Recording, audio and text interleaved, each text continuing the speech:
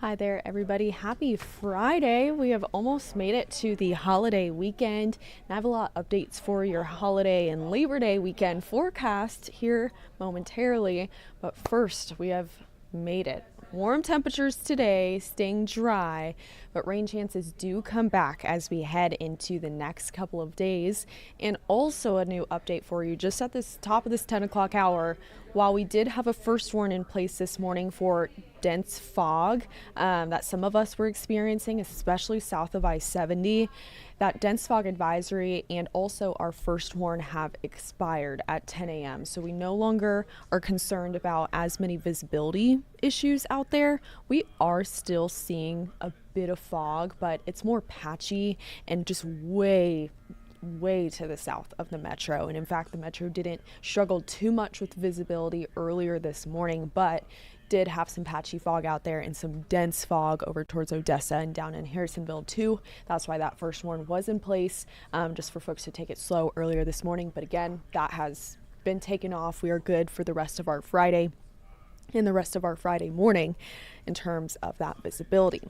Going through the rest of your Friday morning too, we're going to continue to find sunshine like we see out there right now. Tons of blue skies looking nice. Those clear skies are what contributed to fog development overnight, but that is no longer. As I mentioned, in the afternoon though, we'll start to warm into the 80s. So looking to be a touch warmer than what we found yesterday. We topped out at 82 degrees up at MCI yesterday afternoon. That was our official afternoon high reading.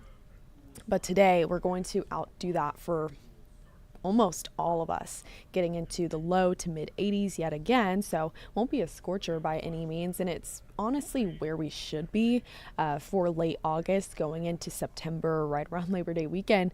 But just know it's going to be a bit warmer today and have a bit more humidity on hand than what we had yesterday.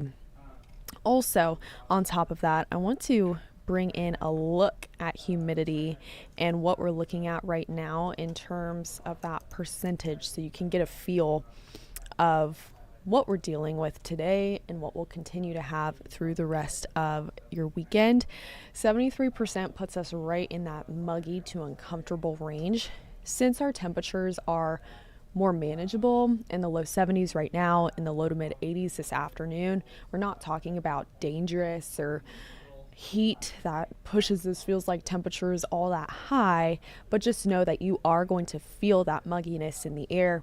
And instead of that crisp, dry, comfortable air mass that we had in place earlier this week that brought cooler overnight lows and very, very comfortable afternoons, it won't be quite as comfortable as we move forward into your weekend. So let's step out your weekend day by day, and then I'll break all of the new data down for you and the newest updates that we have for you too.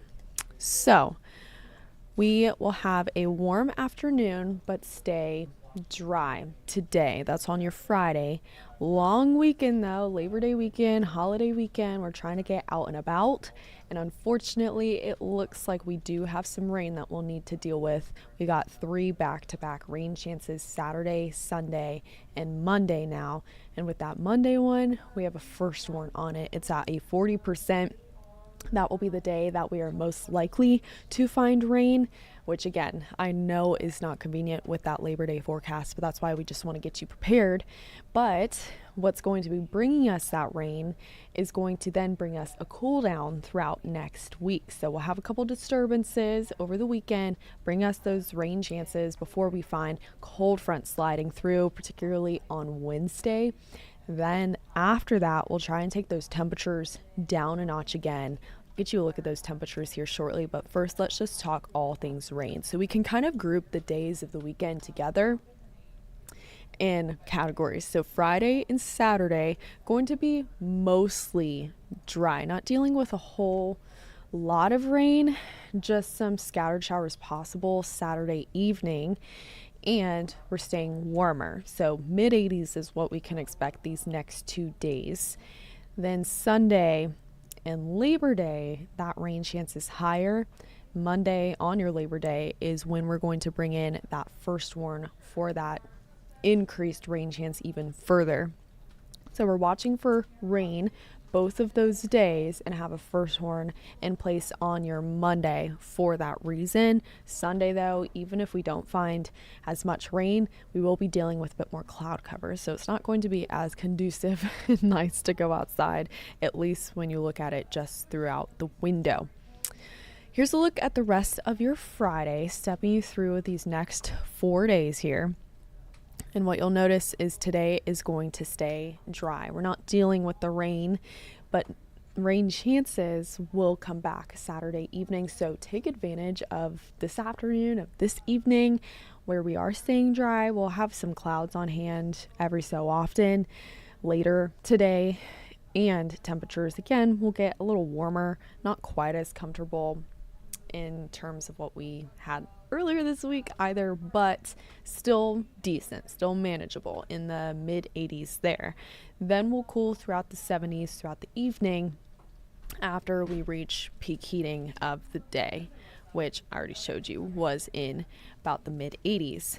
Then temperatures stepping forward into next week, that's where we're headed, is down into the 70s again by Monday.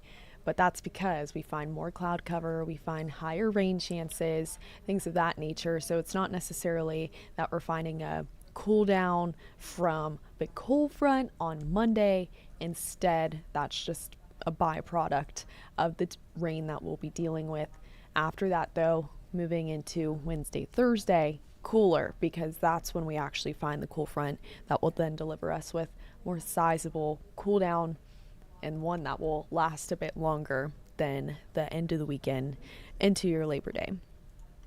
So day by day, in terms of what our rain chances are looking at, we're looking 20% for your Saturday, 85 degrees. So warmer, sun and clouds for most of us, rain for some of us.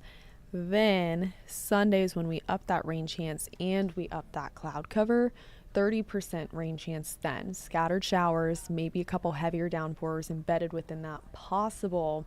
And with that increased cloud cover, that's why you see that temperature in the afternoon go down to 80 degrees.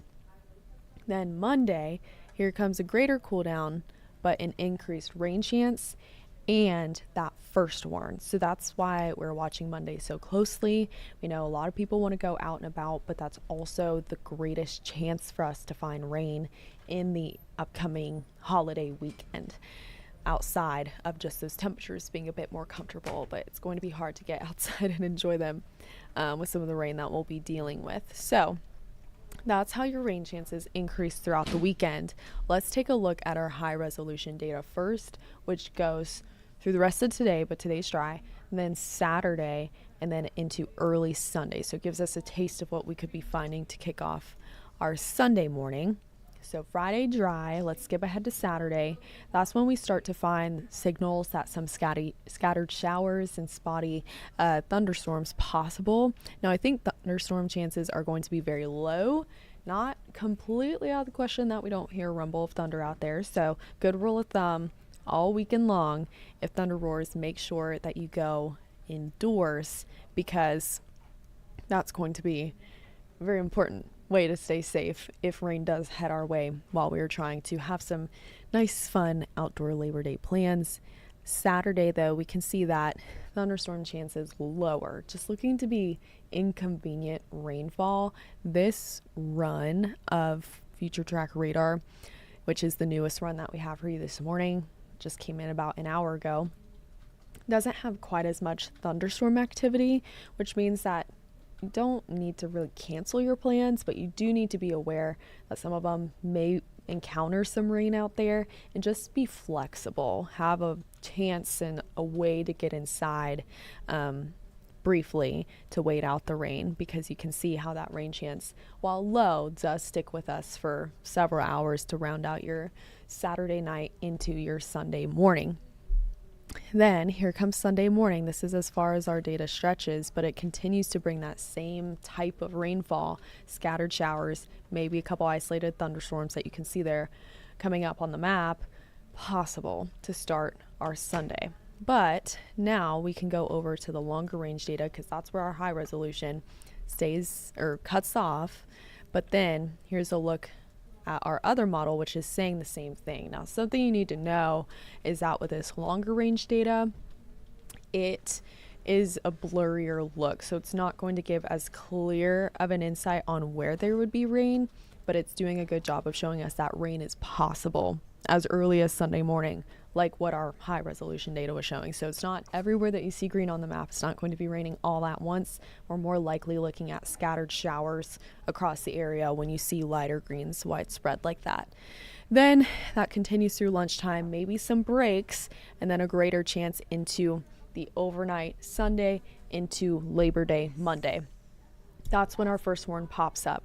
That's why we have the first warn on there. Greater chance for rain. You can see those darker greens up there building down southward onto the map throughout Monday morning, and then going through the rest of the afternoon and evening, moving southward as the disturbance and weather maker that tries to bring us the rain tries to scoot away from us eventually, but it's not very timely. It really looks to drop the most likely rain chance on your Labor Day, on the day that we're all trying to get off from work and get outside and enjoy it. So on your Sunday, Monday, keep those plans very flexible too, especially because those look to be the greater chance to find maybe some thunderstorms and some briefly heavy rainfall. So just have a plan B. You don't need to cancel them completely just yet. We'll let you know if that changes, but just be flexible with those Sunday and Labor Day Monday plans. Looking ahead in how much rainfall we could be looking at from now all the way through Monday, it's about up to 1 inch. So we're not talking a washout. And since we've been so dry this month so far, other than these rain chances now swooping in the last couple days of August, we're not really looking at a big flooding concern. Yeah, we could find some puddles. We could find that grass being a little saturated, not good for a morning mow, but we're not looking at a huge washout of rain. We're talking up to 1 inch in terms of how much rain we could find, with the greater chance to find heavier rain off to our north and west, up towards Nebraska.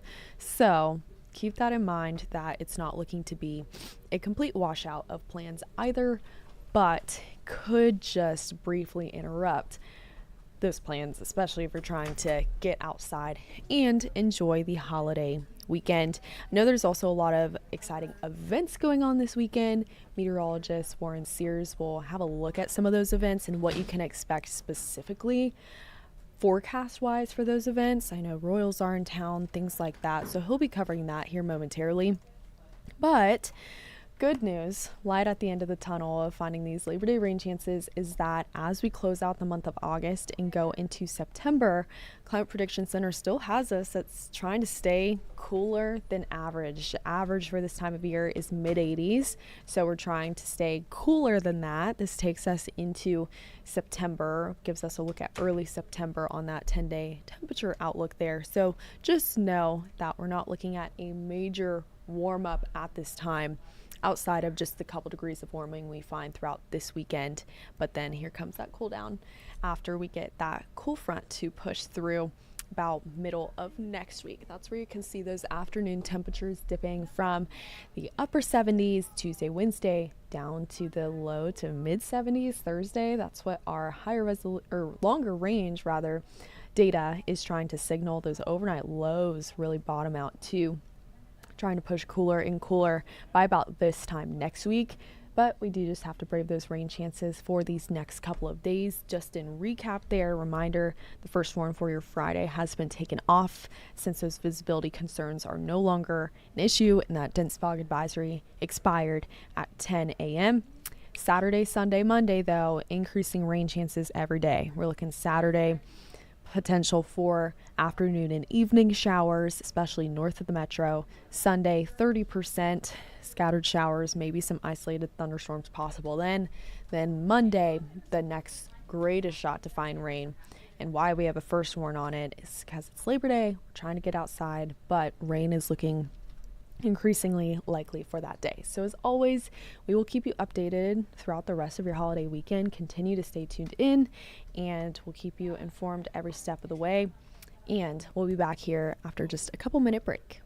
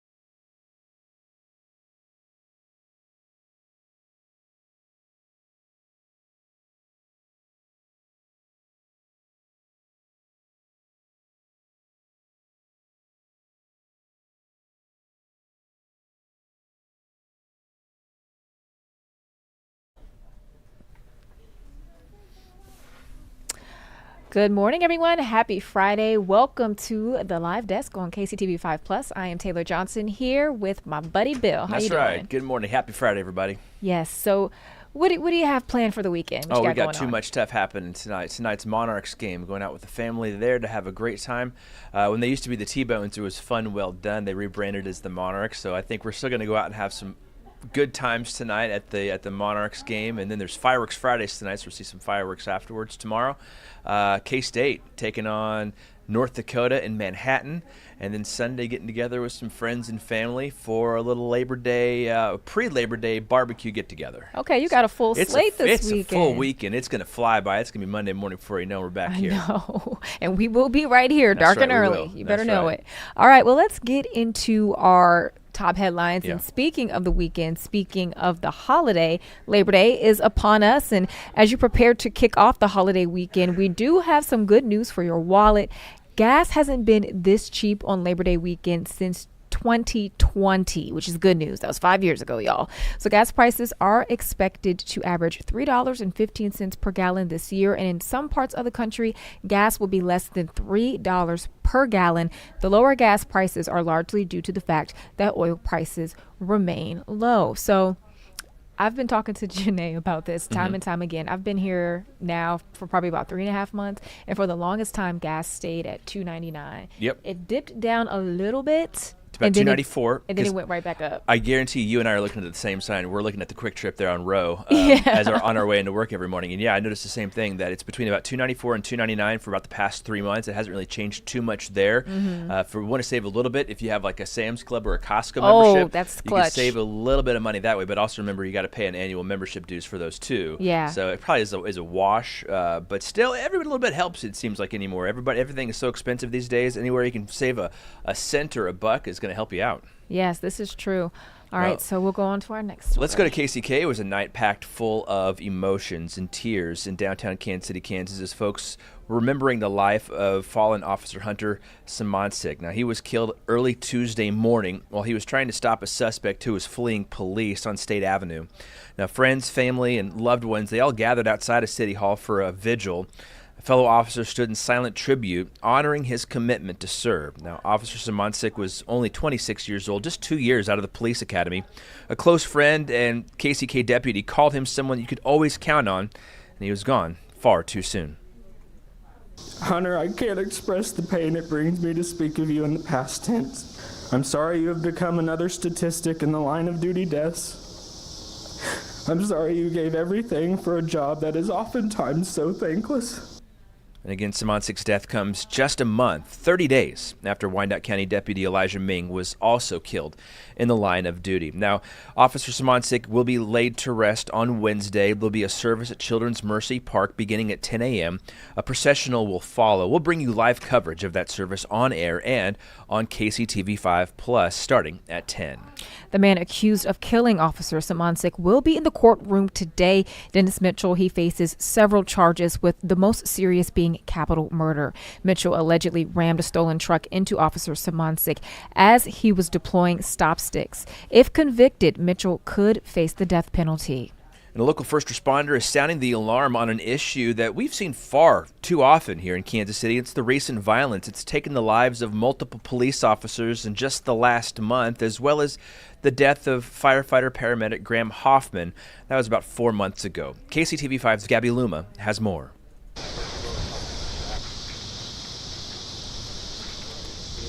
The Kansas City area and community is in mourning after one too many lives have been lost the last week, over the last few months, as well as we're mourning the death of Officer Hunter Simoncic that died on just Tuesday in the line of duty. That was 1 month to the day after Wyandotte County Sheriff's Deputy Elijah Ming was tragically killed as well. Now, community members coming up, stepping forward and speaking out against this violence, saying that the community needs to band together for this change as they are tired, sick of this violence.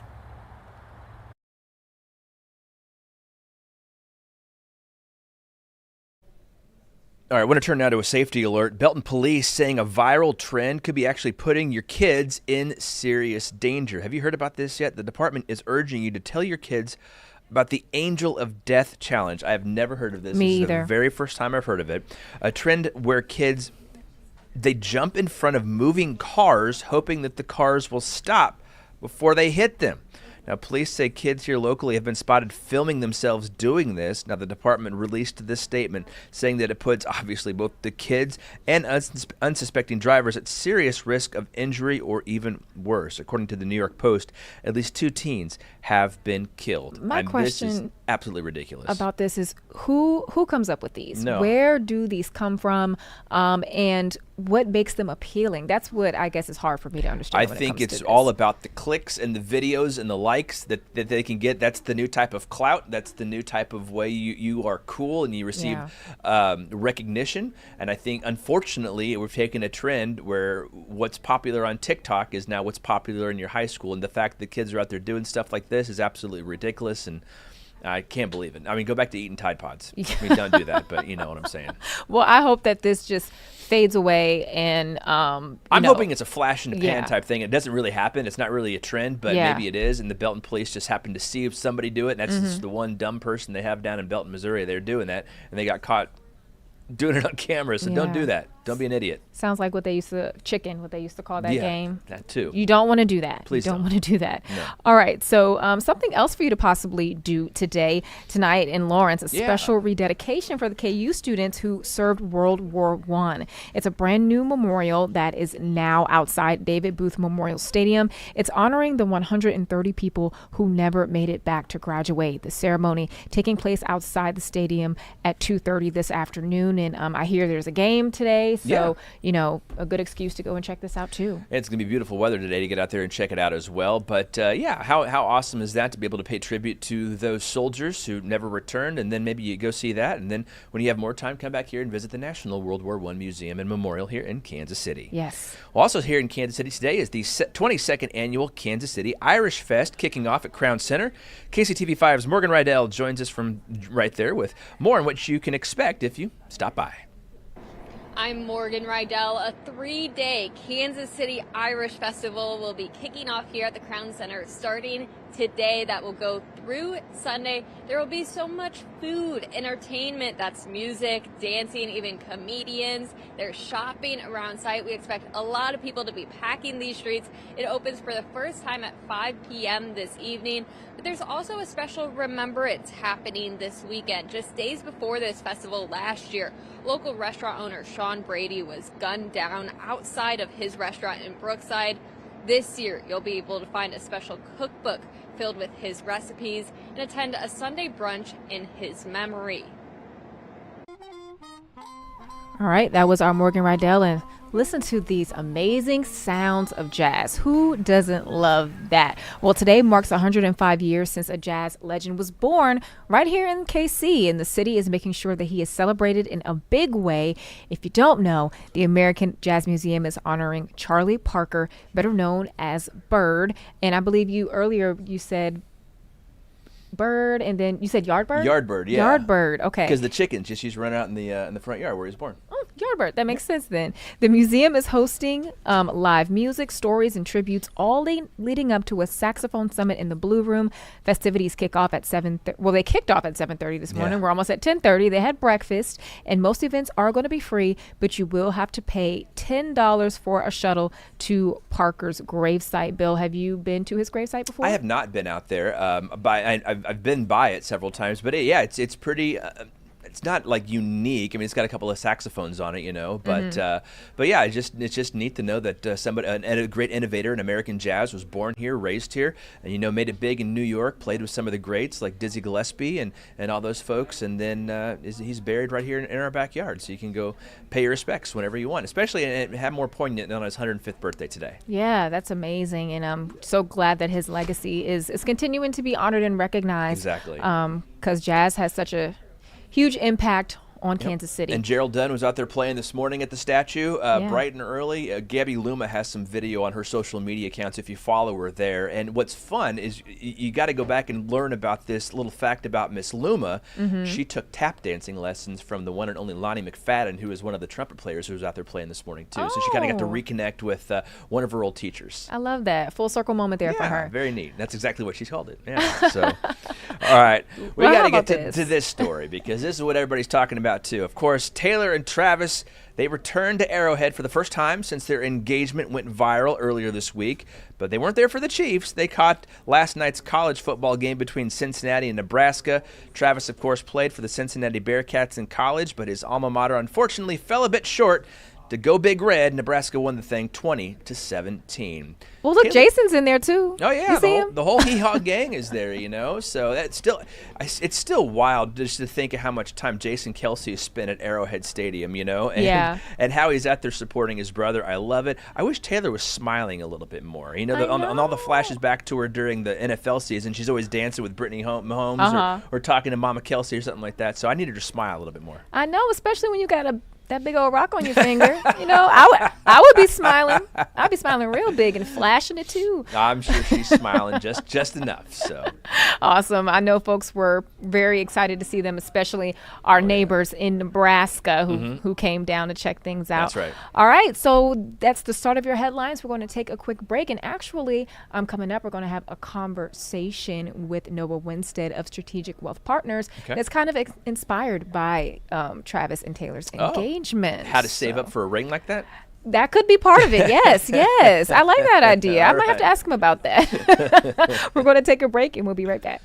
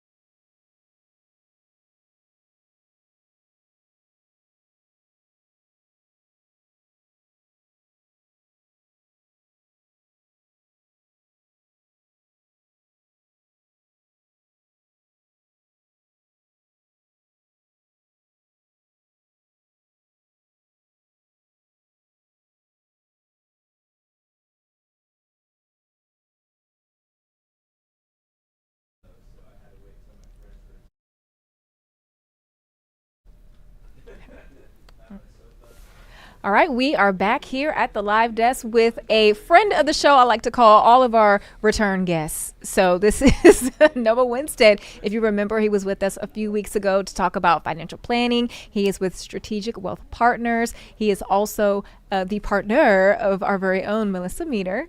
Thank you for coming back, Noah. Awesome to be back, Taylor. Thanks for having me. Yes, so this is going to be a fun conversation today. I think, all the talk has been about the Taylor Swift, Travis Kelce engagement. We know that they both are worth a lot of money, right?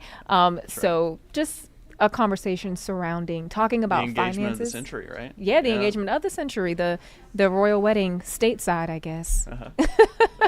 Yes. So first, before we get into that, because Bill brought up something a little humorous, the engagement ring. There is a rule of thumb I hear when it comes to saving up for one. What is your advice as a financial planner for that? Yeah, so I mean, if you're wanting to save up like Travis did for that one, about $500,000 is what I hear on the rumor mill for what that one costs. You're gonna need to save up some serious smackaroos. But anyways, I like to coach my clients on earmarking different accounts for different goals. So any young guy, old guy that wants to save up for that special ring for their special someone, probably start by opening an account. Depending on your timeline would depend on what I would recommend you invested in, but definitely getting started sooner rather than later. It's something I did for Melissa for sure. Yes, and Melissa has a very nice ring, might I say. Yeah, no, thank you very much. You did great. Look at me go. So let's switch the conversation really quickly, just to talk about finances. I feel like it can be a taboo conversation, especially for someone who might not be comfortable about talking about finances at all.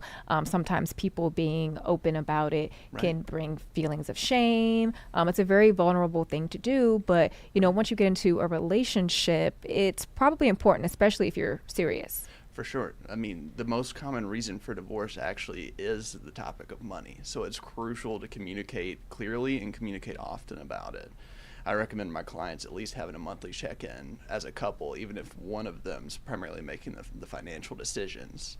You need to be on the same page about what you really want in the future for your money. One spouse wanting to generate a significant nest egg for retirement and the other one wanting to live for now can lead to some really troublesome outcomes if you're not aligned on things like that.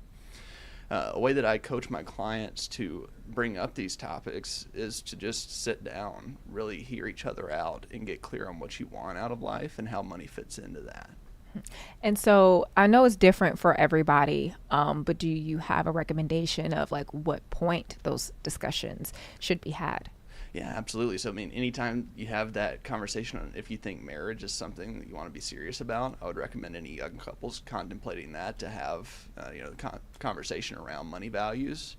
It's really important to be on the same page with that. If you're later in the game, already married, maybe from the point of decades, it's never too late to have that conversation. But I like to make sure that my clients are really intentional with it. If you have merged bank accounts, you can kind of see what's going on. But really just a State of the Union address can be a great starting point, and turning to someone like a trusted financial advisor can be a great way to broach the topic with a trusted intermediary as well. And what are some ways you think that people can maybe get more comfortable about having the conversation? You talked about the dynamics of maybe there's someone who's a little bit more strict and then someone who's a little bit more free, or maybe not as financially sound. Right. And so, one might feel a little lesser than the other. Yeah, you're making me put on my psychology hat, my marriage counselor hat here. So, I mean, really just getting it all out there and establishing a judgment-free zone, I think, can be really helpful, especially, with me, I'm a financial planner, so talking about it with Melissa is certainly something that I'm much more comfortable with than she might be. So maybe if you're, the more financially astute side of the couple, you need to realize that your spouse might not be as comfortable talking about that. If you just acknowledge it, I've found that people are much more receptive, just, acknowledging the pain. And then the person that might not be as financially astute, just realizing that, you'd like to educate yourself more and make sure that you're on the same page. At the end of the day, we're both working towards common goals, and it's really important to make sure that we're on the same page financially. Yeah, I agree with that. And yes, being on a common ground is really, really important. Right. So let's talk about the proposal has happened. Right. You're getting ready to walk down the aisle. But before you do, a conversation comes up about prenuptial agreements, if Right. that is for your situation. So first of all, what is a prenuptial agreement? Yeah, so a prenuptial agreement, I like to call it disaster planning. So, you're thinking about the end, the dissolving of a marriage. If things don't go right, I think it's important to have a plan for what that would look like. So I actually had a client ask me somewhat recently what to think about in this regard, thinking about getting married in the coming years, and it really just depends situation by situation, which unfortunately I feel like is common advice for most things in life. Go ahead. Oh, I was going to say, so does everyone need one? Like, Yeah. who needs one? Who doesn't? Yeah. Absolutely. So, the answer is going to vary. So if you have two young people without many assets, similar incomes coming into a marriage together, it might not be as necessary as, say, Travis Kelce and Taylor Swift. One of them's a billionaire. The other one's definitely probably worth $100 million plus, if I had to guess. They're both bringing in significant assets, and significant assets that are specific to each of them. For example, I don't think Taylor Swift's going to want Travis to have the rights to half of her masters if something were to happen. Especially after she worked to get him back, right? Exactly. So she's definitely going to, if I had to guess, Travis and Taylor's legal teams are going to be insisting on quite a lengthy prenuptial agreement. To make it more for the common everyday person, if maybe you're later in life and one person's bringing significantly more assets to the table than the other, it can be important to, think about the end and see what would happen in the event of the marriage going south. Or even, the younger couple, if you have experience with divorcing your family, it might give you more peace of mind to have that prenuptial agreement in place. It's really important to find someone that you trust to talk about it. First talk to each other, and then maybe find a mutual third party, like a lawyer that specializes in prenuptial agreements to see if it might be appropriate for your given situation. Do you think there's a stigma? Well, I feel like there is a stigma around it, but from your level of expertise, I'm trying to think, how do I want to ask this question? Do people need to see it as a bad thing? I know when it comes up, people are like, oh, you're planning for our demise or whatever. Right. But sometimes it's just about a business deal in a way. Right, exactly. Unfortunately, the best laid plans don't always work out. And I don't think anyone's getting into a marriage with divorce in mind, but it is important to plan for it. And, especially if you have significant net worth disparities, it's really important to get that in place. I don't think there needs to be a stigma associated with it. But the same could be said, if you're going into a marriage and you're okay with splitting things 50-50, which oftentimes is the case in the event of divorce, if you're both okay with that, then there might not be a need for a prenuptial agreement. But it's just important that both sides have all the facts and that you've thought about the things. And if you come to a mutual agreement about it, I don't think there's a wrong answer. Yeah. I first heard about the concept of a prenup, funny enough, in a Tyler Perry movie. Okay. It wasn't a Kanye West song. No. Okay. You know what? You're right. Yeah. It was Gold Digger. Yeah. But when that came out, I was a little younger. So, Right. But even still, like in that movie, it was basically this lawyer guy, and he decided he wanted to kick out his wife. Right. And they did not have a prenup, but she said that she didn't sign one because I guess he wasn't successful yet, but he was like on the way to being successful. Right. So are there even prenups in those cases where you might not have the assets yet, but I guess you just believe in yourself so much that you protect yourself early? Yeah, absolutely, there can be, but there's also the flip side of the coin to consider. So maybe you have a marriage in which case one is in a very high earning potential field, like maybe you have a law student and then a spouse. Mm-hmm. If the law student is really successful, builds up a 6-7 figure practice, maybe the other spouse stays at home, takes care of the kids. You would want to protect the spouse that's putting in more of the work potentially, but then also the spouse that isn't earning as much would want to make sure that they're protected in the event that the marriage goes south as well. So certainly there can be potential for that being appropriate, but I think that couple would need to have a frank conversation with each other and see what they would value in the event that something were to happen. Yeah, this is some really sound advice, a lot to really think about and consider. So, of course, we want to let folks know how they can find you. There's Noah up there to the right. Yeah. So tell us how we can get in contact. You know, I love your social media posts. Right, absolutely. So you can find my firm's website at thestrategicwealthpartners.com. We're local here in Kansas City. You can follow me on LinkedIn at Noah Winstead. I'm pretty visible there. I post every Monday, Wednesday, and Friday. And then also you can find my Facebook page at Noah Winstead Strategic Wealth Partners, where you'll see the same posts. And I love engaging with my followers and providing a little bit of financial knowledge 3 times a week. Yes. I approve that message, everyone. Yeah, absolutely. Well, thank you again, Noah, for coming in and talking with us about this. We look forward to having you again.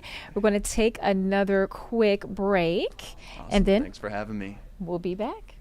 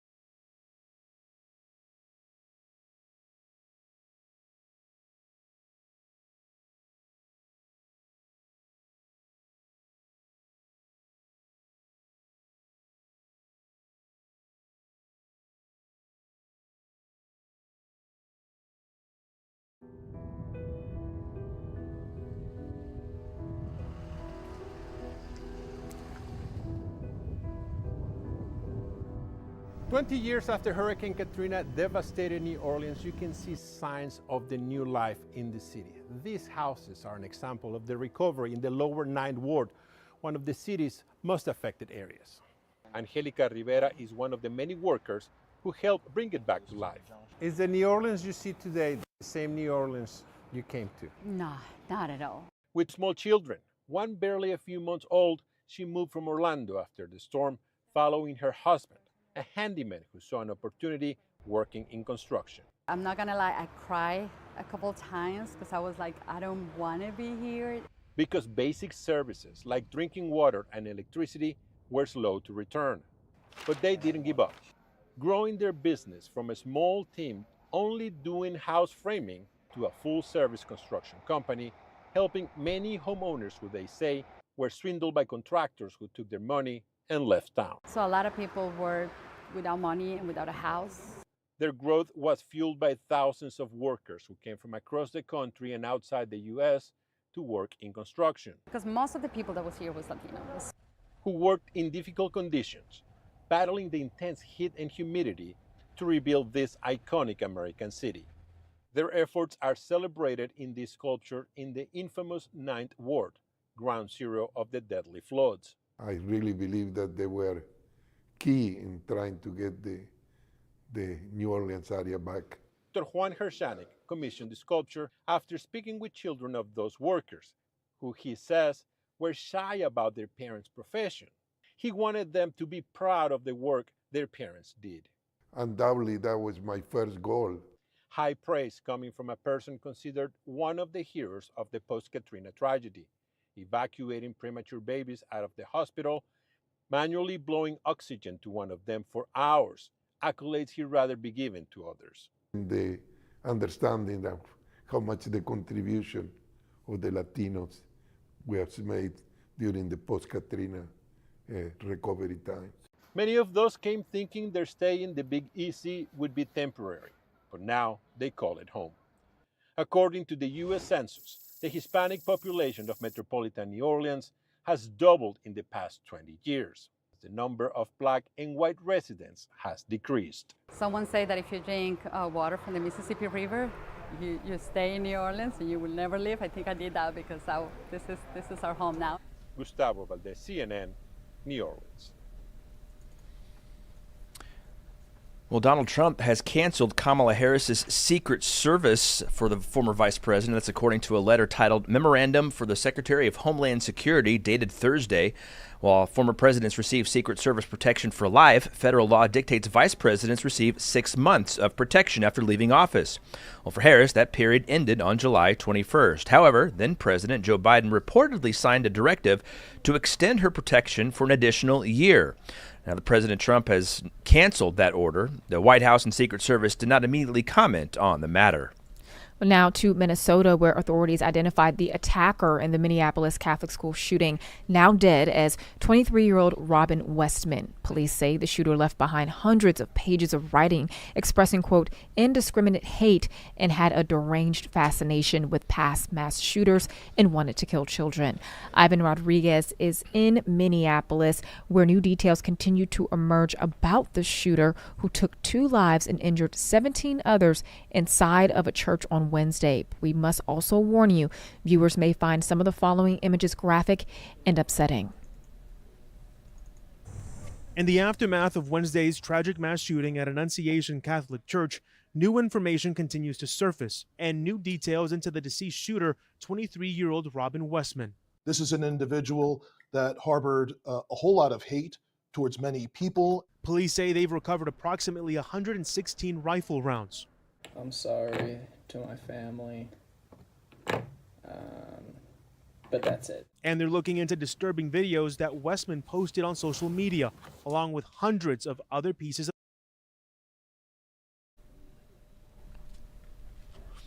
All right, so we are going to go to our next story here.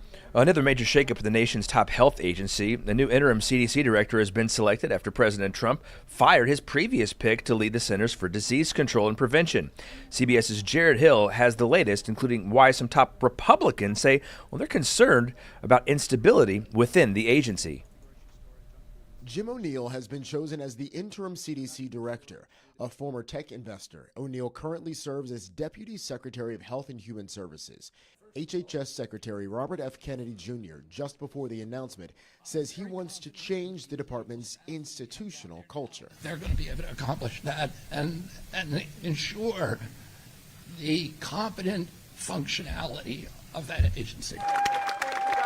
Thursday, hundreds of current and former CDC employees rallied outside the agency's Atlanta headquarters in a show of support for top officials who resigned. These four left after the firing of the latest CDC director, Susan Menares. We need a scientific leader at the agency, and without that, we knew that we couldn't continue.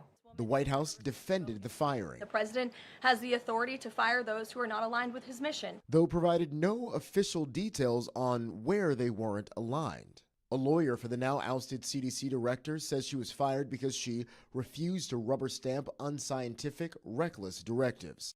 The shakeup comes just a few weeks before the next meeting of the Advisory Committee on Immunization Practices. Republican Senator Bill Cassidy, one of 51 Republicans to vote in favor of confirming Menares as director, is calling for that meeting to be indefinitely postponed, writing if it continues, recommendations should be rejected as lacking legitimacy, given the current turmoil in CDC leadership. Jared Hill, CBS News. And Taylor, there was so much heavy news here this week. It's been a hard week here in Kansas City and around the country. I feel like this is the opportunity for maybe Americans to kind of step back or take a step back here, celebrate this holiday weekend with a bunch of friends and family, and kind of like look back and feel what we're thankful for, what we're blessed to have here as we go through this week. Because again, been a lot of hard news to cover here over the last 5 days. Yeah, and especially with the shooting, I want to say that was the day after Officer Simoncic was killed. And two, I just want to acknowledge and send my well wishes to all of our colleagues in the news business who have to be on the ground in some of these difficult situations, especially those who were on the scene of the school shooting in Minnesota. I can only imagine how difficult and traumatizing that can be. I pray every day that doesn't happen, anywhere in the world, but especially here in Kansas City. And we had an unfortunate event here a couple of years ago at one of the Olathe schools where there happened to be a shooting there. Luckily, it was contained to just one spot, but still, I can't imagine what those folks have to go through to cover that type of thing, what the families go through as they're waiting to find out if they're reunited with their kids, I have 2 kids in school right now, so I won't lie that it's something I don't think about every single day. When I leave for work, and they're still tucked in their beds, that they're going to get ready, get up, eat breakfast, and go to school. And I pray to God that I see them every single day when I come home, and I get to, either go pick up one of them up from school, or see the other one drive home after high school. So it's just heavy times, it seems like here, Taylor. It is, and it sucks because it's like your vigilance has to go up even more too. Yeah. Like it feels like you always have to be looking over your shoulder. You have to always be paying attention. It's like gone are the days of, just kind of being nonchalant if you're out and about. It's such a different time. Which is why I think it's so important that we take a step back this weekend, and we give thanks for those we love and that we surround ourselves with, and we go out and have a smile on our face, because despite all the darkness that is in this world, there's a lot of light too. There's a lot to be thankful for. There is a lot to be thankful for, and there is a lot to be excited about. We had your weekend picks yesterday about all the things that folks can Santa get Caligon, into. Irish Fest, Renaissance Festival. You name it, we got it. Royals in town. The Royals are going to beat the Tigers. They're going to sweep the series and get closer to the Tigers, maybe get closer to that wild card berth. How about that? Yeah, how about that? That's my positive news. I like that. We have to keep the mood light. And with that being said, too, if you all stick around with us, we do have KC Lifestyle Girl, our friend Adriana, who's going to be coming about where you can go and eat this weekend. We love to talk about food here. We love some food.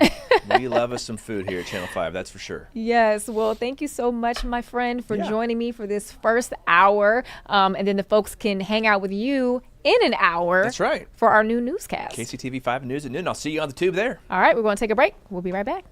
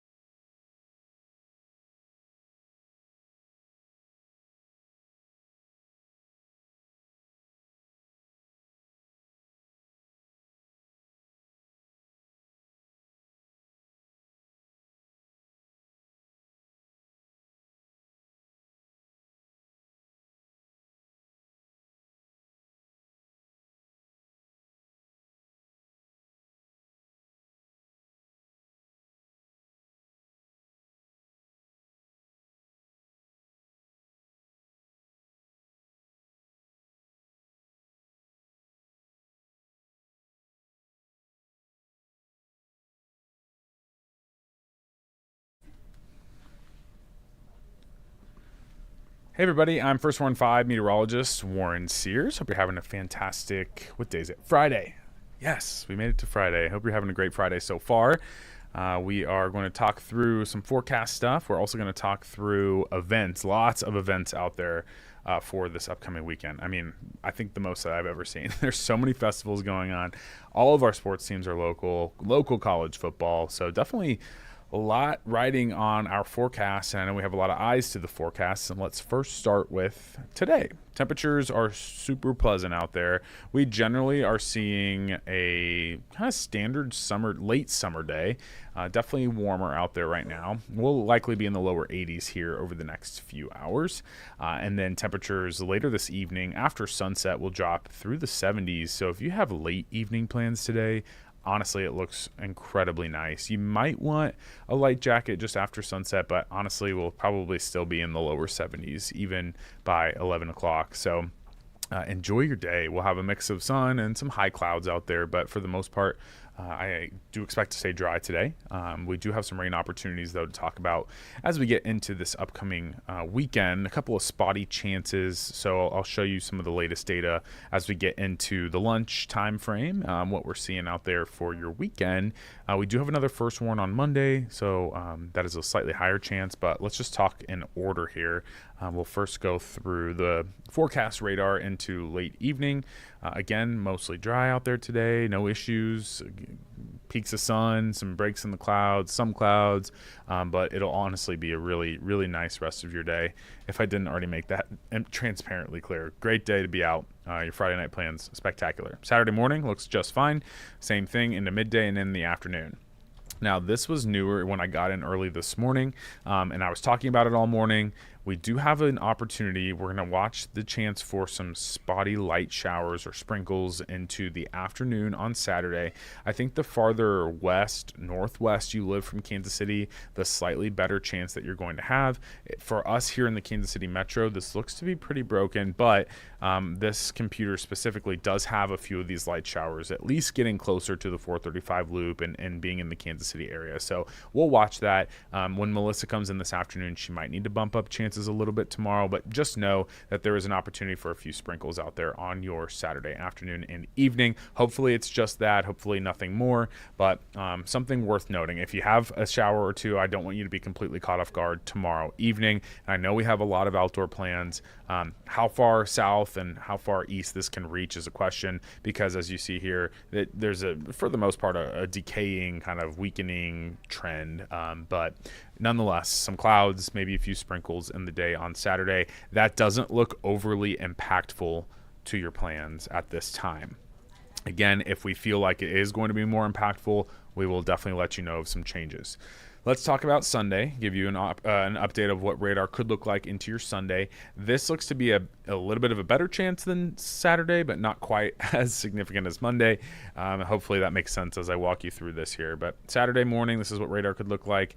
Again, a couple of spotty showers around the area, just about a 30% confidence here.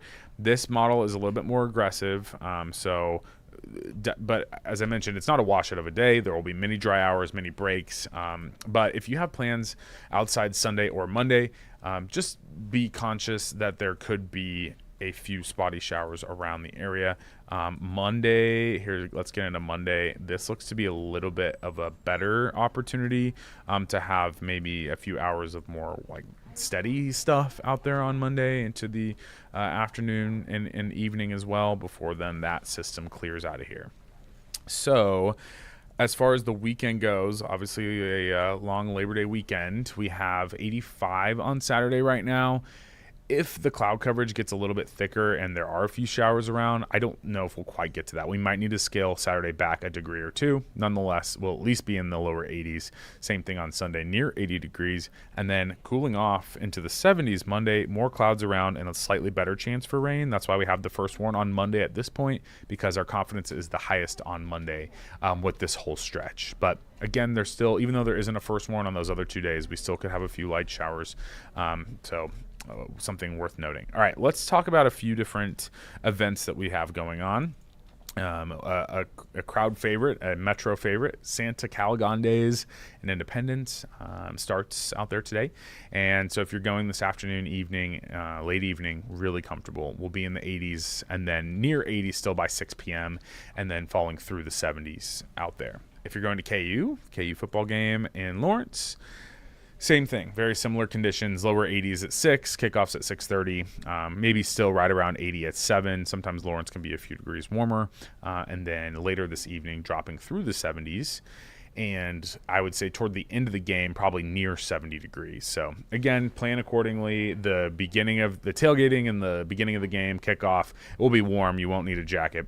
You'll be totally fine with long sleeve or short sleeves, and shorts, but you might want to grab like a long sleeve or something if you get a little chilly after sunset, because we'll fall near 70 degrees later on and then eventually overnight into the lower 60s.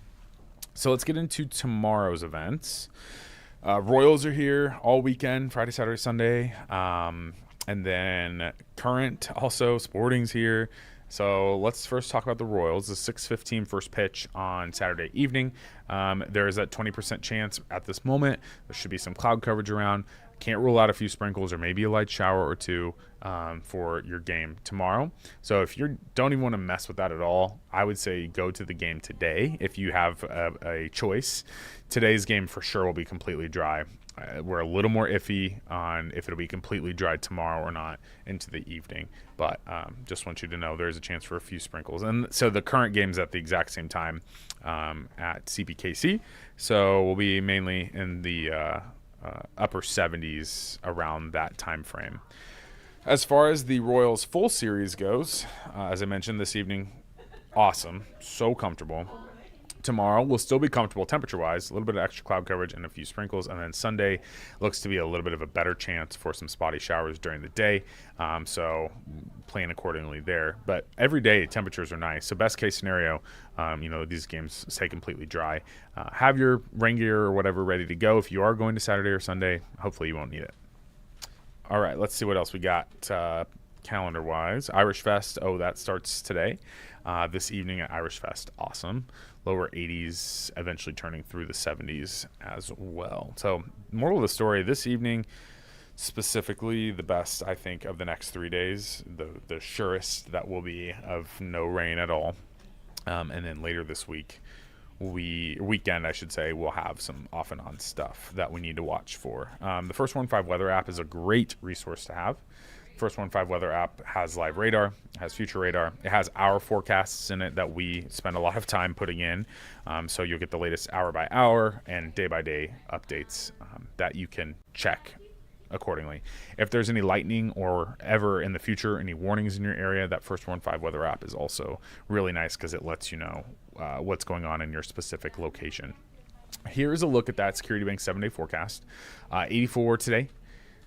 85 tomorrow, if we can get there. Might need to scale that back a degree or two. And then 70s. Look at that front that comes in, and we're expecting 76 Monday, 78 Tuesday, 79 Wednesday. Another front comes in Wednesday, knocks you down to 73 on Thursday. That's actually on the warmer side of our computer guidance. Some of our long-range models are spitting out upper 60s next Thursday. So we'll see.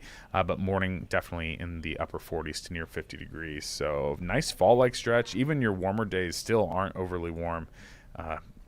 Awesome weather, and I hope that you can get out and enjoy. Please don't cancel any of your plans just yet for the holiday weekend. I know you saw a couple of rain opportunities there, but I feel like we'll be able to dodge some of these showers around Monday. If you have plans Monday, especially right now, slightly higher confidence for some shower activity, so be watching that and be ready for a alternative plan if you have to. But that's a look at some events and the latest forecasts into midday. Enjoy your Friday. Have a great afternoon. Have a great weekend. And meteorologist Stevie Stevenson is on at lunchtime at noon. Mike's here in the afternoon, and then Melissa's here in the evening. They will make sure that you have the latest forecasts. Obviously, lots of eyes on events this weekend. All right, everyone. Thanks for joining me here. And if you see me at the KU game, say hi. Rock Chalk.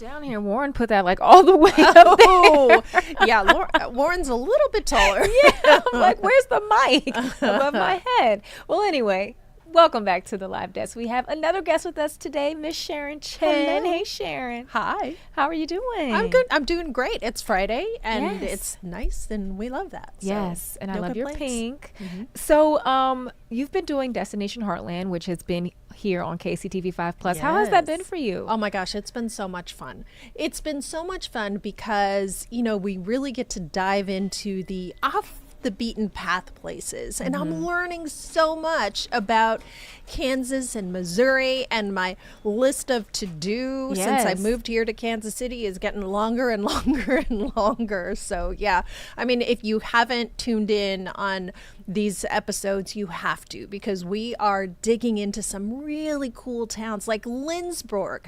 I never knew this town existed, and it's like the little Sweden of USA. And then, you know, like that. Wamego, Land of Oz. I mean, there's so many cool places that we've taken a virtual trip to. Yes, and we appreciate you taking us there.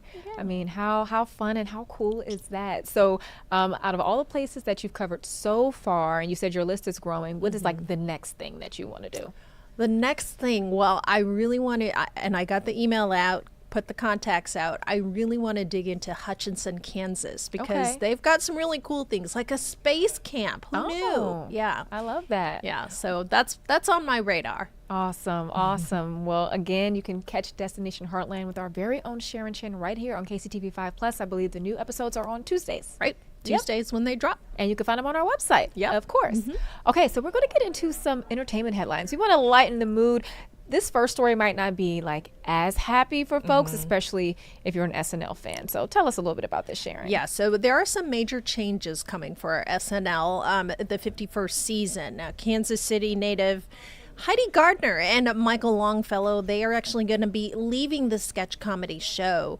Gardner appeared on 8 seasons of SNL and Longfellow on 3 of them. And announcements on who's going to be joining the cast to replace them, they are expected soon. NBC says that season 51 will premiere on October 4th. So yeah, we have to say goodbye to our KC native Heidi Gardner. I know, so bittersweet. I saw that another cast member, he just recently left. I think he announced his a couple of days ago, but I'm saying, you know, if they get rid of like Kenan Thompson, I might have to be done with the show. Yeah, but Taylor's out. She's done. Yeah. She's out. Do you watch SNL at all? I do not. Okay. I do not. I have an 11-year-old, so a lot of You times sleep? on the weekends, it's either we're sleeping or we're out doing stuff. Which Yeah. lately it's we're out doing stuff, because if we don't, then she's like, we never do anything. Okay, yeah, kid. Yeah. All right, so Taylor, Yes. what are your favorite types of movies? My favorite types of movies. Okay, I am. Oh, that's a good. I love a good like biopic. Oh yeah. And I also love a good romantic comedy. Oh, okay. Yes. No superheroes. Superheroes every now and then, depending on who. Because I know some people are like DC people. Yeah. Some people are Marvel Yeah, people. right. And I can get with both, but it depends on who it is. What Okay. about you? I tend to like superheroes for sure. I think I'm more on the Team Marvel side, but Okay. sometimes I can get into DC Comics too. Yeah. But there's a different type of superhero that we haven't talked about: toxic superheroes. Okay. So toxic superheroes, alien conspiracies, also another genre. Yes. And here's yours: a love story. Love it. It pits science against the heart, and so we've got Nick Zechovich. He's got his eye on entertainment, so he's going to show us what's coming. All right, let's see. Hey,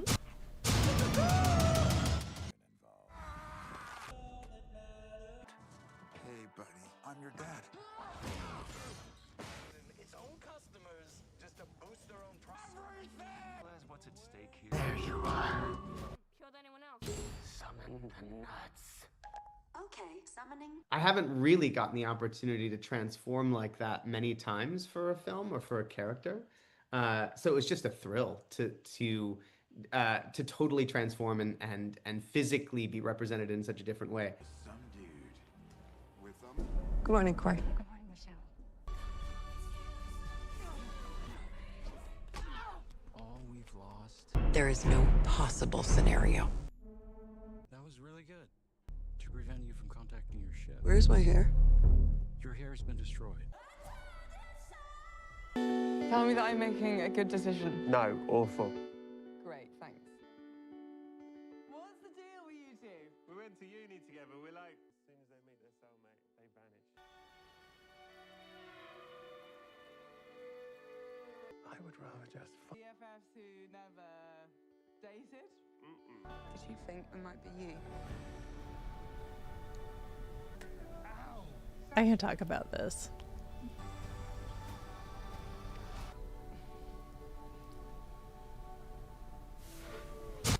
You should have heard us in here reacting. We're like, that's Elijah Wood. That's Emma Stone. That's this person. That's this person. We recognize them all, but that last one, that was Roy from Ted Lasso, one of my absolute favorite characters on the show. Oh so my gosh. Kind of excited to see that last one. So you know what, Sharon? I have not seen Ted Lasso. Taylor.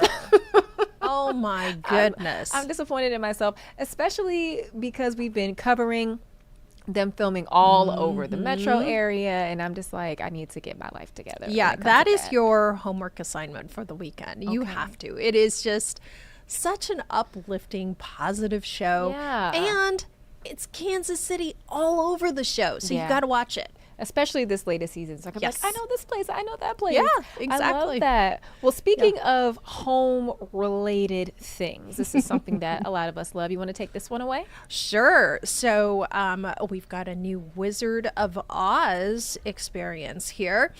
It is open in Las Vegas. So the classic film has been reimagined for the massive screen inside the Sphere. How cool is this?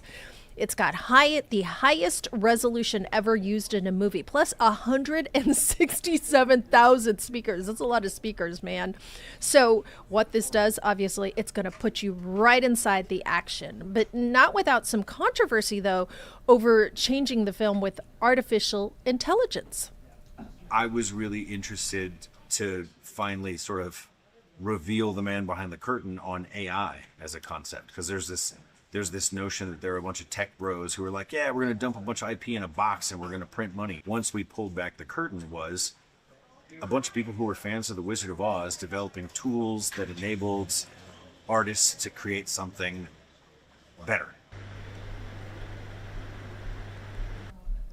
Very interesting. Yes, this is very interesting indeed. So I'm reading here that the tickets for this are just over $100.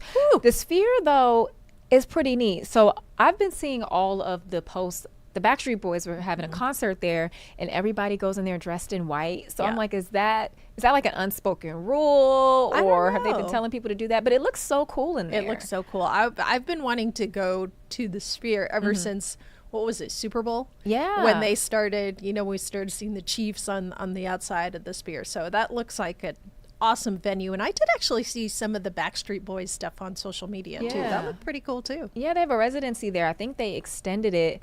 But even like the Sphere, like on the outside, I've seen it once where it's supposed to be like a blinking eye. Yes. Yes, Yes, that one cracked me up. Yes. Which is kind of creepy. But this immersive experience with the Wizard of Oz, I mean, even just looking at the wizard's head is like, whoa. That would be pretty cool. That would be pretty cool. And, a classic story. Kansas, of course. Here we are. More Kansas. Yes, exactly. Land of Oz. Yes. Right? All right. Yeah, so very this cool. next story, have you heard of Jessie J? Do you know who that is? I actually have not, but for those who are Jessie J fans, she actually had to postpone her tour. So she announced this on Instagram. That she is postponing her upcoming tour. Now, she has to have a second surgery now related to breast cancer. She's 37 years old, and the singer had announced that she had breast cancer diagnosed. She had been diagnosed with breast cancer, in June. She underwent surgery later that month and shared in July that she's okay and that she has no cancer spread. But she didn't go into detail about the upcoming procedure, though she previously said that she does need another surgery after her mastectomy. So Jessie J, that's her right there, she said the European leg of her tour has now been rescheduled to April of 2026, but the American leg, though, has not yet been rescheduled because they haven't been able to find a window of time that matches her preferred venues. So I guess Jessie J fans out there, you're going to have to kind of sit tight and wait and see what happens with her American tour. Yes, and we just wish her well on Yes, her we health do. journey.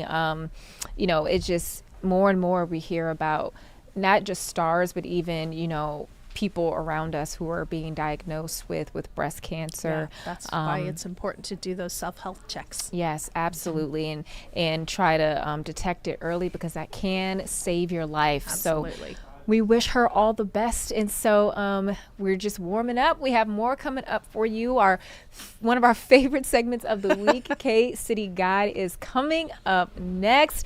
We're going to have Adriana, aka KC Lifestyle Girl, to let us know where to go, where to eat, and of course, you always get to watch us eat and try some food. So we're going to take a break, and we'll be right back.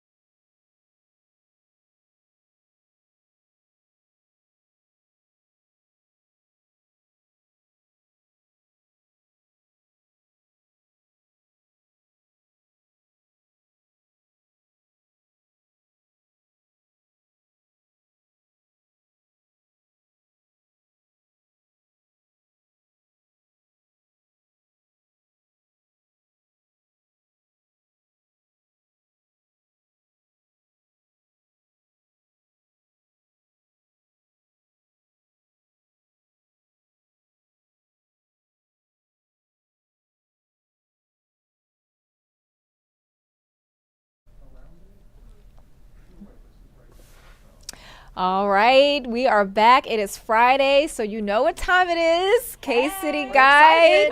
Got Adriana here with us today. How are you, Adriana? I'm so excited. It is Labor Day weekend. We have so many amazing things happening here in Kansas City. I mean, where do I even begin? Yeah, the list is like this long. So long. And it's going to be a great weather weekend, right? Yeah. Yeah, it is. Yeah.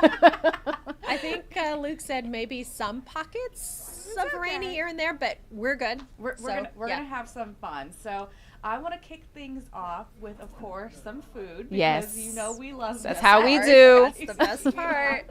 I'm gonna send you guys to Lula's Southern Kitchen. Okay, so starting today through Monday, all you can eat crab legs. Okay, so I'm a Maryland girl. Oh. So I'm all about crabs. Okay. All about crab legs. Okay. So this is right up my alley. So it includes mixed green salads with house-made buttermilk ranch, the whole crab leg boil, andouille sausage, potatoes, sweet potatoes, corn, celery, Old Bay herbs, lemon, and dessert is seasonal cobbler. Oh. Okay. $60 per person. $15 per child. You have to eat. You have to dine in. Okay. Okay, you have to dine And I feel like most all you can Yeah. eat places It's are like usually that. dine in. Absolutely. Yeah. And the whole table needs to participate.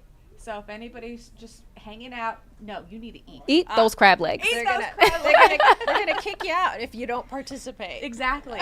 So that's happening now through Monday. So if you want to start today, Yeah. this can be dinner today, and I mean you're set. But if you any other day, it Yeah. could be on Monday. It's up to you. Sounds good. Awesome. And I have not been to Lula's yet. So aside from the crab leg feast, have you been? What are some of the things that you like there? Oh my gosh. So it's actually been a while, but everything there is so good.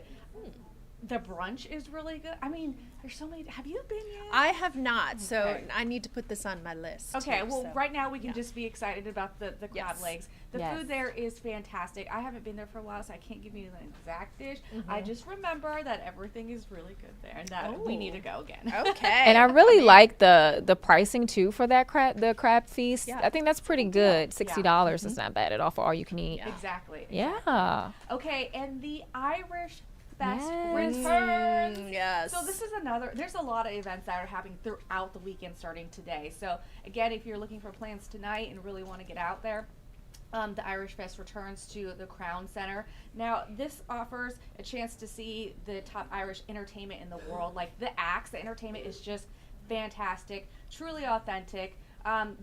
Especially like the live music, the dancing. There's going to be a lot of shopping, authentic, items that you can purchase. Food, beverages, and it's again all authentically Irish themed everything and around traditions. And you're going to see the culture, again, the music, and really the history of Ireland when it comes to the Irish Fest. And I love going to this every year. It's just, I don't know, I feel like it brings so much livelihood to Kansas City, and especially to our Irish community here in Kansas City. It's just, it's a big deal.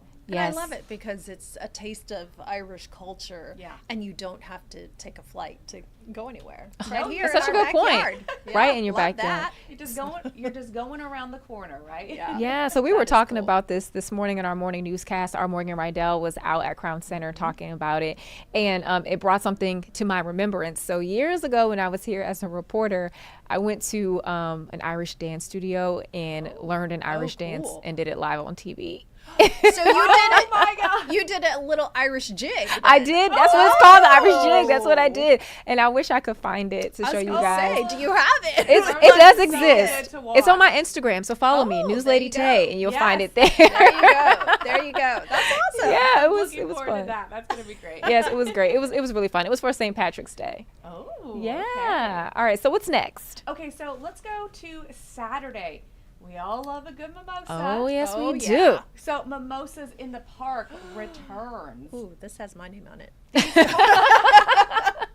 You know where to find Sharon tomorrow. From 9 a.m. to 2 p.m. at These Park, and it is free admission. They're going to have a mimosa bar featuring classic pours and fun flavors. Now, this is the perfect way to toast to the day while taking in, the sights and the sounds and the vibes of the park. There's going to be live entertainment, live music acts, shopping, outdoor games. This is such a great girls, outing. Yes, talk about it. Yes, Girl Day. That is fantastic. Girl Day, and you can't beat free admission and good weather and mimosas. And delicious mimosas, yes. mimosas to cheers to Labor Day weekend. I love that. Oh, I love that. These organizers, they know what they're doing when they have alcohol and shopping. They just want you to spend your money. And shop. They're like, I want this and this and this because, you're a little loopy. You get a little tipsy. Out comes the card. I'll take this and this. Yep. Sharon, sounds like you've been a victim of cha-ching, that before. cha-ching. Yeah, it happens. Oh my gosh, love everything about that. So that'll be great. And from 9 to 2, so that's early enough to maybe go take a nap and then do something else. Yep. Then you could go to the Irish. You gotta there's so much going on this weekend. much. You have to plan it out in blocks. Not only does the Irish Fest return this weekend, but the Renaissance Festival. Oh my gosh. Yes, it's back already. I feel like it just time yesterday. flies. Yeah. I felt like it was just yesterday. Right. So it's now it starts the 30th, so on a Saturday. So it'll be open Saturdays and Sundays through August 12th. Plus Labor Day, they're going to be open on Monday, so that from 10 a.m. to 7. And so, this has been a long time running since 1977, and it started as a benefit for the Kansas City Art Institute, and since then the Renaissance Festival has grown to be one of the largest Renaissance festivals in the United States, with an annual attendance of over 200,000. Wow, that's a lot. Each year. Yes, that's huge. Medieval times, okay. Yes. The big turkey legs. I was gonna say the turkey leg. Gotta have the turkey leg. Have you been to the Renaissance Festival recently, Taylor? Me? Yeah. No. Oh gosh. Okay. I have not. So I need to go, This needs to be on your to-do. The jousting. They have the jousting. Oh my gosh. I was gonna ask, do they have jousting Yes, out they do. there? Oh wow. They get on the horses. Wow. I'm gonna poke you. I'm gonna get you. Oh my gosh. gosh. That is They so have funny. The king and queen watching the jousting, and there's I love just that. so many fun games that are all just medieval. That is times truly themed. like medieval times. All of it. Oh my gosh. Everything that you there's this one little castle. It's has torture devices. Oh my goodness! What is going on at the Renaissance Festival? Festival? What they used to do back in the day, back in medieval times.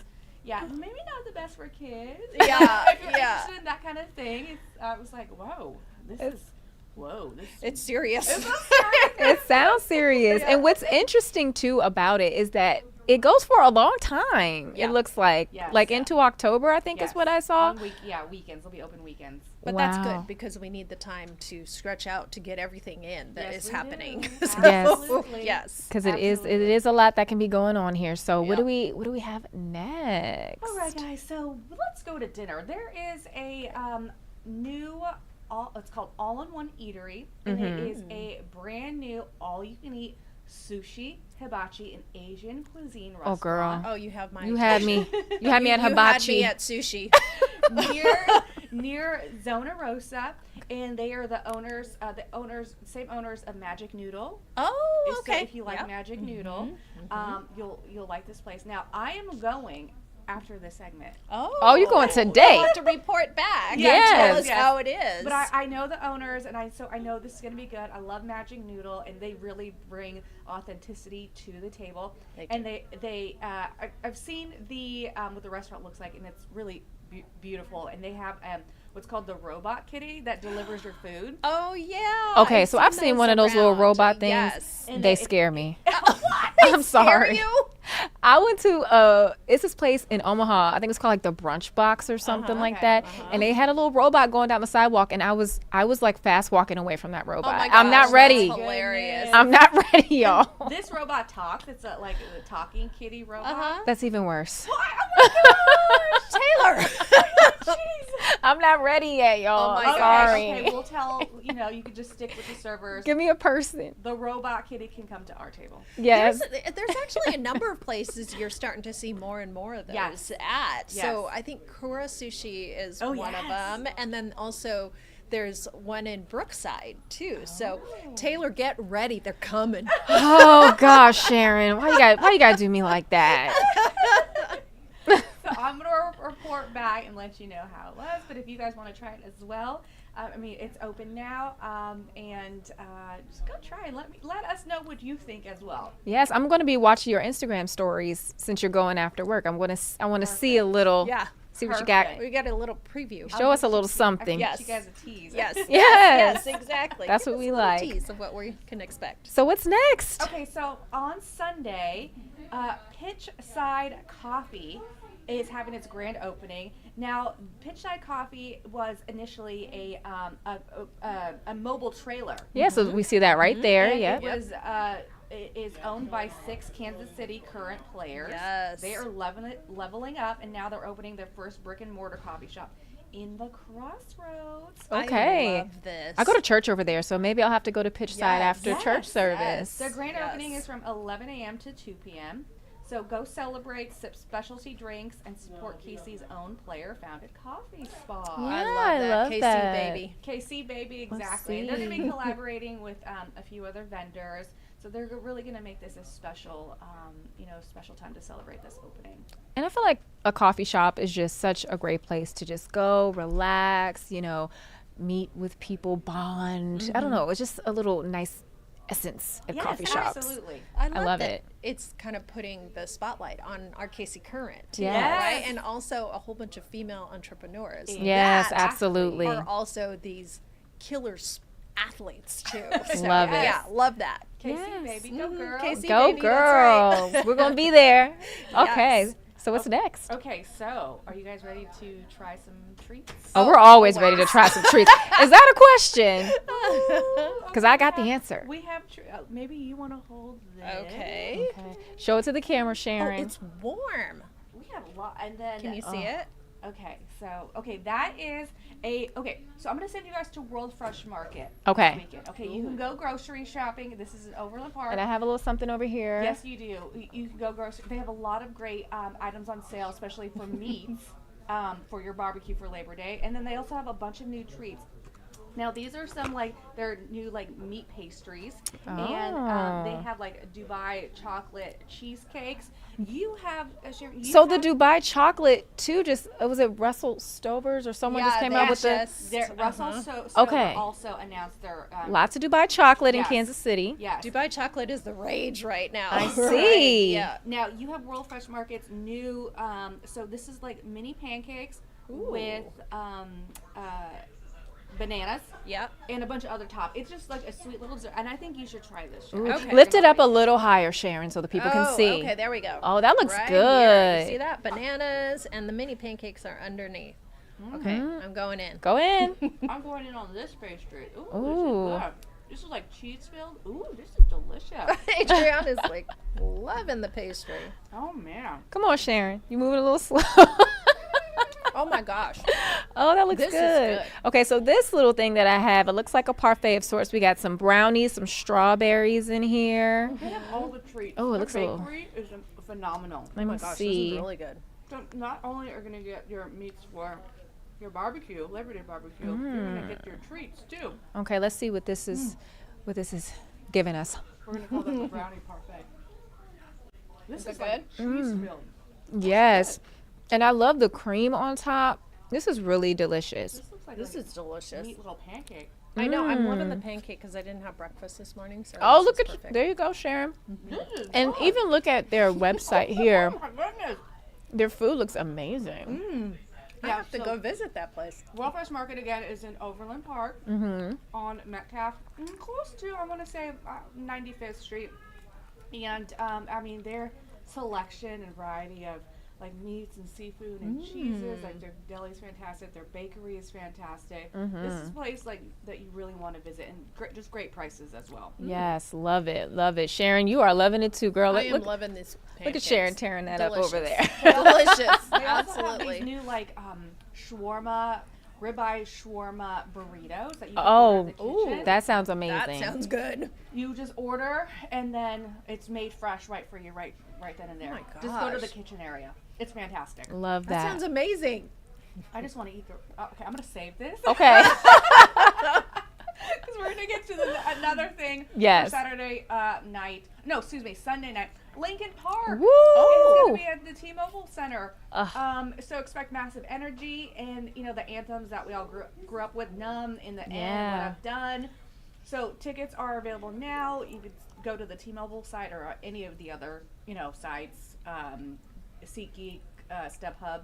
It begins at 7:30, and so all you Lincoln Park fans, come on out. This is the continuation of their tour, and I know a few of their songs. I'm not like a huge fangirl, so there's some of their songs that just you just belt out and sing oh they my get gosh, ya. I They get ya. I love this song. Yeah, when I think of them, I always think of their collaboration that they did with Jay-Z, Numb Encore. yeah. I love that. And In the End is a good song too. Oh, I mean, I could sing Yes. that. That's the one that comes to mind. Yes. So are you going to the show? Are you going, Adriana? No, I'm not gonna go. Okay. I'm not gonna go. I don't know, maybe. You look ready though. I know. You do look ready. I went to a Lil Wayne concert earlier in the week, so How was that? that was okay. Not the best concert, unfortunately. Tell us more. Tell us more. I mean, I love Lil Wayne. Okay, he's a goat, one of the greatest rappers alive, but not the best in concert. There was a lot of lulls, a lot of dead moments that people were just not really into it. But Yeah. I And don't know. I've heard Lulls that in a he's not concert are that not great of a good. No. performer. So it's like, when you go to a concert, you wanna see a show. You want to see a show, yeah. Exactly. Exactly. It was Yeah. okay. Not the best. Well, maybe Lincoln Park will give a Yeah. good show. I Let's was hope. just gonna say that. Maybe Park will be better. Absolutely. All right. Now, So on what's Monday for Labor Day, again, like I said, Irish Fest, Renaissance Festival. There's so many things happening that you can also take part in on Monday. But Santa Calagon is happening as well, and this is in Independence. And of course, this is where the California and Santa Fe and Oregon wagon trails came together. And so it really celebrates the history of this at this festival on Labor Day. This is the 53rd annual Santa Calagon Days. And it draws around, just like the Renaissance Festival, 200,000 visitors to Independence every year. So you're going to expect live entertainment, local vendors, food trucks, and it will be headlined by country music artist Phil Vassar on Saturday night. Oh, I've heard of very him. cool. That name sounds familiar. So there's so much to do this weekend, lots to choose from, and plus we have a lot of sport games happening over the weekend, which I'll let your sports department. She's like, I am not the dig into expert on that. one. But adding on top of everything that Adriana has, I know that our news department today is kind of doing a wrap to kind of visiting all these different events that are going on, kind of a preview too. So That's you gonna want be to learn fun. more, you want to tune in to KCTV5 later today. Yes, we have you covered all the way through. That's and right. Adriana has you covered too. So when she is not here with us, follow her on Instagram, y'all. KC Lifestyle there she Girl. is. 'Cause Follow. look, and you had quite the week this week. Look, she's on the look red at her and carpet. Travis. Look at I her and was Travis. on the red carpet. Look at that. that. For the Kingdom premiere, the Chiefs invited me to walk the red carpet. Okay. Oh, that's my huge. gosh. And you were with Kelsey. The same carpet as Travis Kelsey, Patrick and Brittany Wow. Mahomes, Andy Reid, Donna and Ed Kelsey. Look at you. You better work that carpet, girl. Such an honor to be able to do that. Thank you so much to the Chiefs for inviting me and allowing me to witness and experience the Kingdom red carpet premiere. It's now on Disney Plus and ESPN. We saw the first episode, and there's Patrick kicking the head off. Yeah. So it was great. So if you guys can watch the Kingdom please do.